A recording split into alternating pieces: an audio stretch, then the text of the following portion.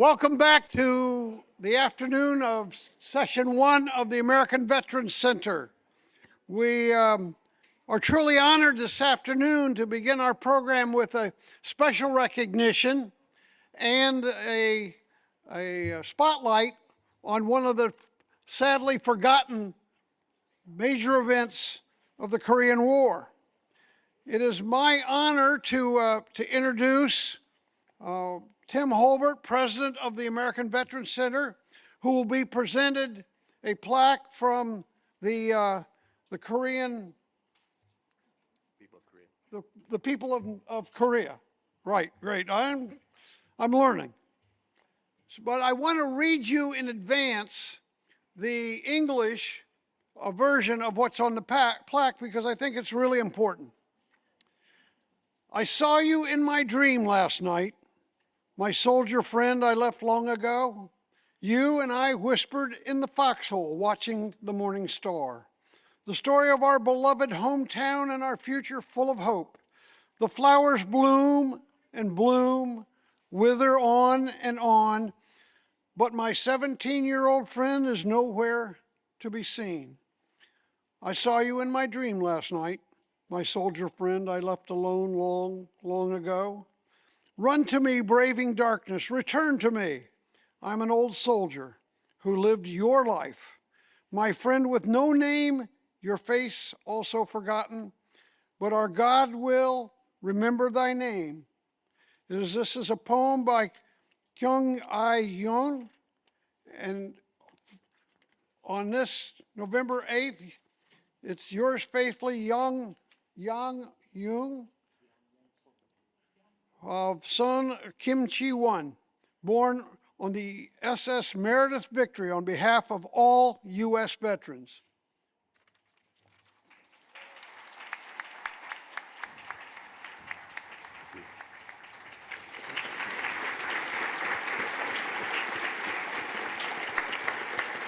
Thank you.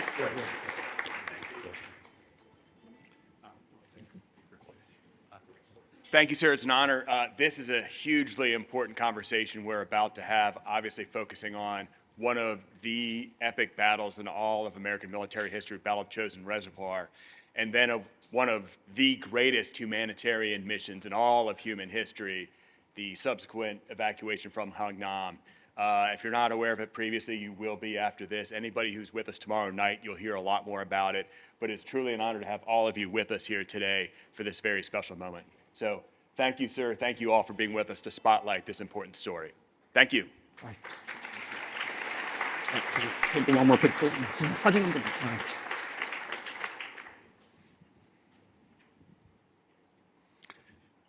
It is my honor to introduce Major Jeff Ball, United States Marine Corps Staff Director, NL 310 Instructor, Division of Leadership and Development at the United States Naval Academy.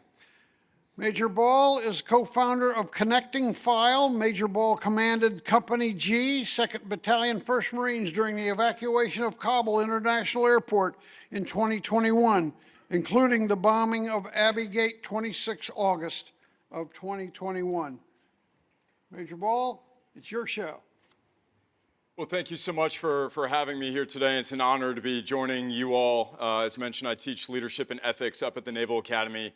But again, it's an honor to be here. And before I was teaching at the Naval Academy, I had the distinct privilege to lead Ghost Company, 2nd Battalion, 1st Marines. And we took part in the evacuation from Hamid Karzai International Airport in Kabul in 2001. And very similar to the story that we're going to hear from some of these gentlemen here today, myself and many other young Americans rushed to Afghanistan in the end of August of 21 to attempt to go save as many people as we could. And though the United States found itself on the back foot strategically, tactically for the young Americans on the ground, they were brilliant, and I can confirm that for you from what I saw there. And for the young warriors, the up-and-coming officers in the crowd here, at some point you might be tasked with something that feels impossible, something that seems overwhelming. And I assure you, much like those around you right now that have been there and done that, you too will find a way through. And just like as of now and what you're doing in your preparation, looking towards history, looking in the past towards history can really help you develop. But I'm also here to tell you that when you come home from these tough missions, don't forget to look back at history as well. And for any frustration that you might feel, or you might be compelled to ask yourself, why? Why did I go through that? Why did we have to do this? I encourage you, go back to history and you'll find some perspective. And you realize that your story is not that unique, that you haven't had it tougher than others. And through there, you'll find some comfort. And what we have on stage joining me here today are several individuals who about 80 years earlier, in August, in the summer of 1950, were rushing towards the sounds of chaos as well, except they were coming from Japan and the United States. The disembarking from ship, they headed straight into combat and soon wrote an incredible chapter in American history. And because even though then we were strategically unprepared, tactically we were once again brilliant, thanks to the valor and determination of young PFCs and young NCOs and unflappable junior officers. From the Pusan perimeter to Incheon to Seoul, up to the Chosin, and then in the fighting withdrawal to Hungnam, they overcame impossible odds and showed the world once again the indomitable spirit of the American warrior. And we are incredibly lucky to be joined by a group of these young warriors. And gentlemen, you still look ready for battle today. And if called, it'd be an honor to serve next to you tomorrow. We are also joined by one of the civilians they saved at Hungnam as well. And it's my pleasure to lead the conversation today with Richard Carter, who arrived in Korea as private first class in 1950, fought at the Naktong River, helped liberate Seoul, held the line at Chosin, and then returned home in 1951 after a year of unbroken combat. Johnny Johnson, a Marine sergeant with the 1st Marine Division, landed at Pusan, fought through Incheon, and then on to the Chosin Reservoir. And we have H.J. Burley Smith, is the last surviving crew member of the SS Meredith Victory, a merchant freighter that carried 14,000 civilians to safety, earning the name the Ship of Miracles. And finally, Governor Yang Young-sun, who was born aboard the SS Meredith Victory during the evacuation in December of 1950. The first of several babies who were born during that village, and the crew during that voyage, and the crew affectionately called them the Kimchi babies. Governor earned the call sign Kimchi 1, being the very first. And now currently serves as the governor of Gosong County in the northernmost town in South Korea, just south of the DMZ. Sir, we are honored to have you as our guest today, and I would like to offer you the chance to speak first. America has been with South Korea since the end of World War II. Could you briefly describe the importance of the South Korean and American relationship? 네, 한미 관계는 세계 2차 대전 이후로 계속해서 동맹을 이어나가고 있는데 이 한국에게 있어 미국과의 동맹의 중요성에 대해서 한번 얘기해 주시면 감사하겠습니다. 예, 한국 전쟁이 1950년 발발했기에 지금 한 75년간이라는 오랜 세월이 흘러가면서 거기에 대한 기억력도 상당히 희미해지고 있다고 생각합니다. So as you already know, the Korean War has occurred in 1950, so it has already been 75 years, and I'm sad that the memories about this war is being forgotten. 이 한국 전쟁 당시에 마지막 피난선 SS 메르디스 빅토리아에서 태어난 제가 한미 동맹의 산물로 이래 기적적인 탄생을 맞은 저로서는 이 한미 동맹이 지금까지 유지되어 있는 한미 동맹이 지금 현재는 다소 약간 좀 뭐랄까 간격이 벌어졌다고 그럴까요? 그렇지만 한미 동맹은 지금 이후에 더욱더 굳건한 강력한 동맹으로 유지될 것이라고 저는 확신하고 있습니다.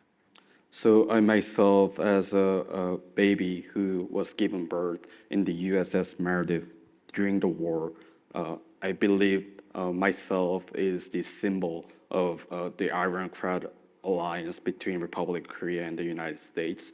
However, as of now, we're in a period where the alliance has a bit of gap and disparity. However, I believe that this could be a bigger opportunity for us to make a stronger alliance all together, and I will also contribute on that. 이번 기회를 이용해서 한 가지 말씀드리고 싶은 거는 70한 5, 6년이 지나는 이 시점에도 우리 대한민국의 국민들의 자유와 평화를 위해서 미 장병들이 아직 꽃도 피우지 못한 젊은 장병들이 한국의 장진호라든지 흥남이라든지 이런데 또 다른 이름 모를 산야에서 많이 희생을 당하셨습니다. 그 은혜를 입은 우리 피난민들을 대표해서 제가 다시 한번 인도적인 차원에서라도 이분들의 유해만이라도 고국의 더군다나 그리운 가족의 품에 안겨서 영원한 안식을 가지기를 강력히 희망해 봅니다. So about 75 and 76 years has passed after the Korean War, and South Korea nowadays is enjoying the value of freedom and peace thanks to all the young U.S. soldiers enlisted who were sacrificed in the unnamed land, including the Chosin Reservoir. So we are deeply grateful about their sacrifice, and I'd like to use this opportunity to send gratitude to all of them, and also representing those families who moved or who were saved throughout the Korean War. I would like to reaffirm my commitment to make sure the remains of those sacrificed in this Korean peninsula could be returned to their family back. So I'll try my best to make that happen as well.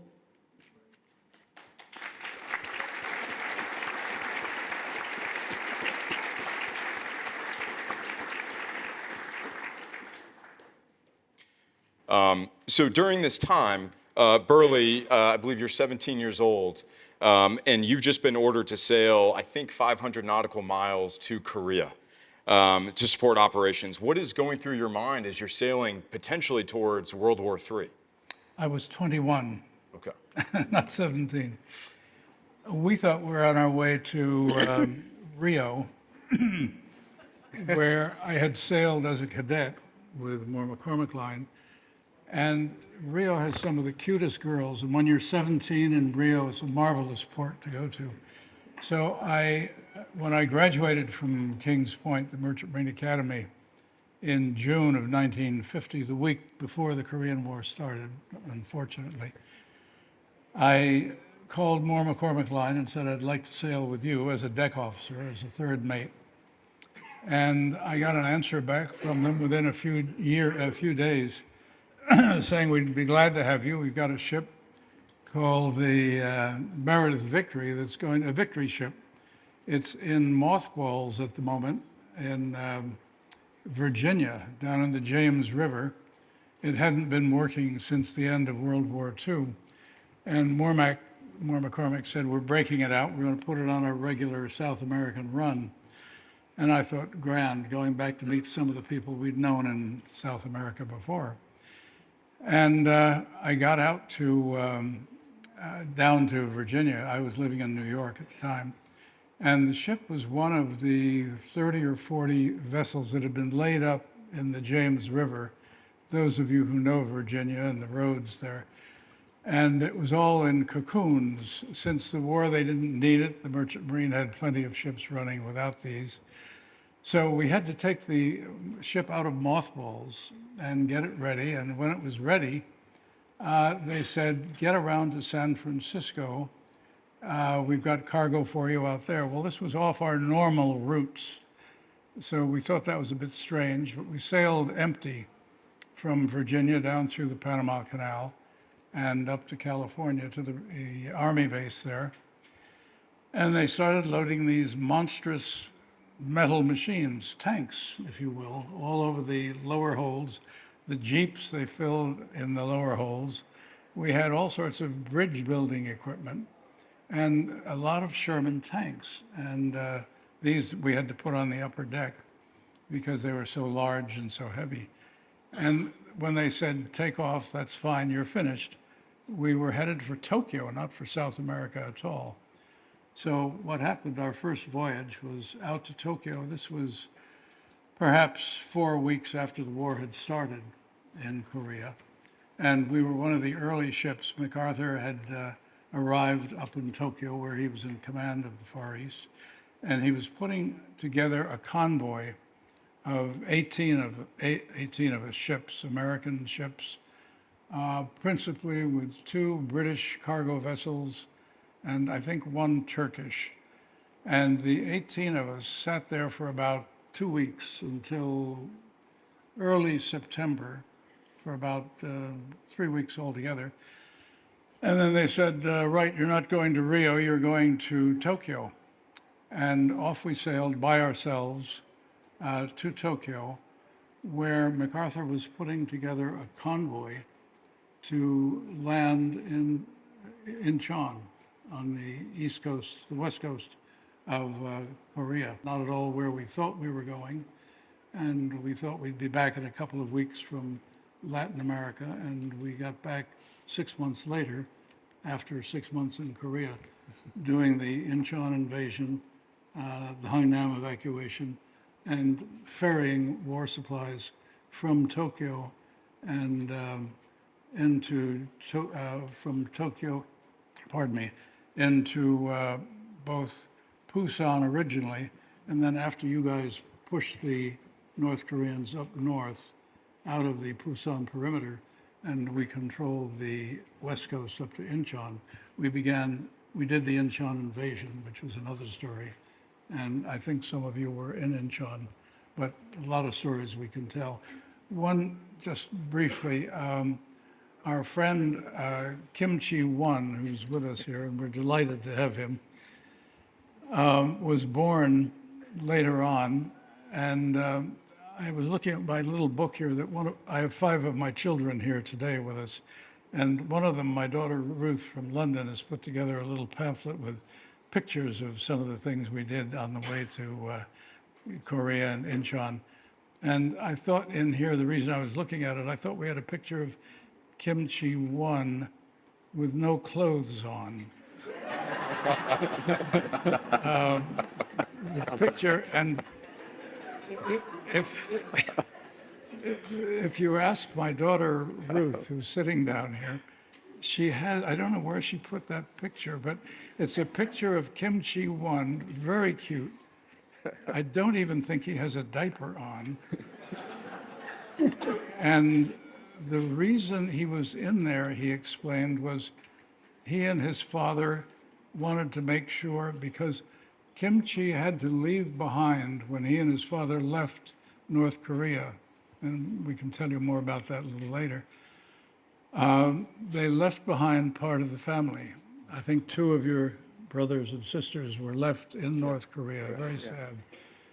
And Kimchi's father left a picture with a note.